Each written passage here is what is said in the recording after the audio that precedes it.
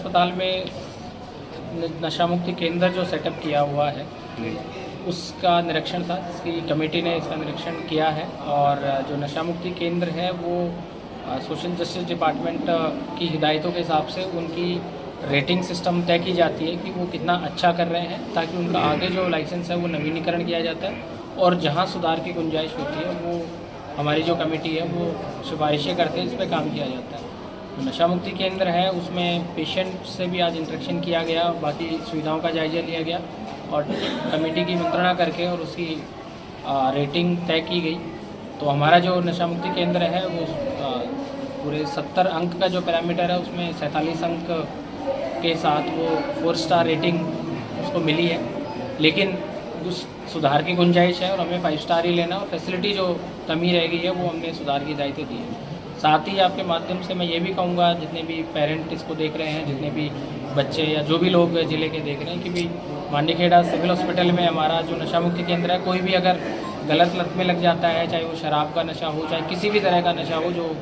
जिसे आदी हो या उसमें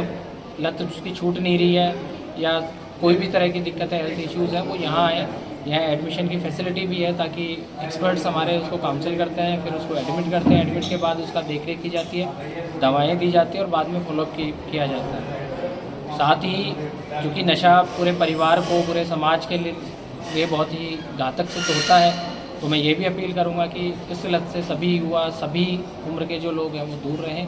और ज़िला प्रशासन, चाहे वो पुलिस एक्शन हो, चाहे अवेयरनेस का कार्यक्रम हो, चाहे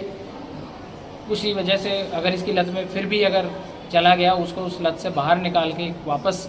नॉर्मल जीवन वो यापन करे, उसके लिए नशा मुक्ति केंद्र है। साथ ही हमने हमारा जो नल्लड़ मेडिकल कॉलेज है उसमें भी नशा मुक्ति केंद्र खोलने की परमिशन के लिए आगे भेजा हुआ है केस। जल्दी वो उसकी स्वीकृति मिलते ही हमारे पास 2 नशा मुक्ति केंद्र जो है वो हो जाएंगे, ताकि हम ज़्यादा से ज़्यादा ऐसे कोई भी व्यक्ति हैं उनको रिहेबिलिटेट कर सकें। संस्था है, कोई भी NGOs है जिनकी क्वालिफिकेशन पूरी होती है, वो भी नशा मुक्ति केंद्र खोल सकते हैं। सरकार उसकी मान्यता देती है, उसके लिए कुछ क्राइटेरियाज है, वो फुलफ़िल करने के बाद लाइसेंस के लिए अप्लाई होता है और सेम कमेटी